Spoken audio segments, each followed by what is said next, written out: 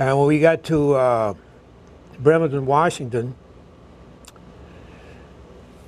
the captain gave us, I got an early pass to go ashore, so I brought 8 of my buddies up on the ship, the black guys. We went ashore, and we went from Bremerton, we took the ferry and went into Seattle.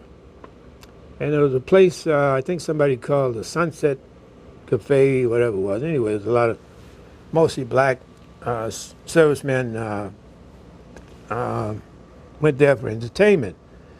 So I think it was about 6 o'clock in the evening, and we went there, and they said well, the activity wouldn't start till around 8 o'clock. So we walked back up the top of the hill, and there was a diner there, Silver Diner, and it had a little garden out in the area where it had flowers and bricks kind of triangle in the dirt.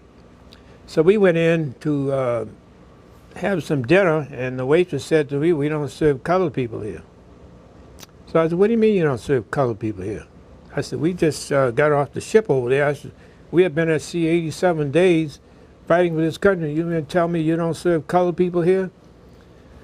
So anyway, I I proceeded to sit down at the stool, and the white guy came out of the kitchen and told us to get out. So we all got out, walked outside, and I was so angry. I said, "Well, we'll fix them." So I grabbed a brick, and my buddies grabbed a brick, and we busted the windows out. And after we knocked the windows out in the front of the diner there, we took off, trying to get away. And we got about a block and a half down the road, and Shore Patrol and MPs come from all directions, put us all in handcuffs, and took us back to the ferry. And here we are on the ferry, and everybody looked at us as we were criminals. It was very embarrassing, It took us back to the ship, and right away they put us in the brig.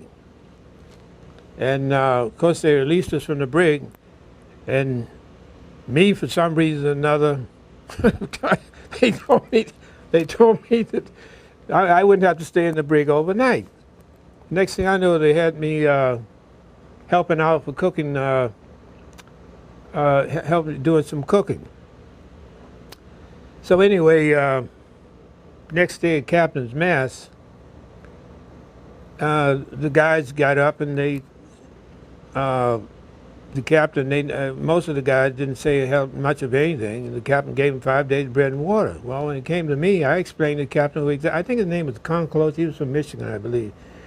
I explained to him what happened. I said, we went to have some food and everything, and I said they refused to serve us. I think he was from Michigan. I explained to him what happened, and the executive officer was standing beside him there at the captain's mast, So I don't know, the executive officer kind of punched him in the side or something anyway. And he said to me, he says, "I'm going to rescind the sentence to all of you." He says, "But you're going to do 1 hour for 1 week before Reveille in the morning." And he said, "You're going to pay that money back for the damage on that." He said, "I'll make sure that the USO, whoever involved," he said, "make sure that that money is paid back for the damage to that building. It's going to come out of your pay."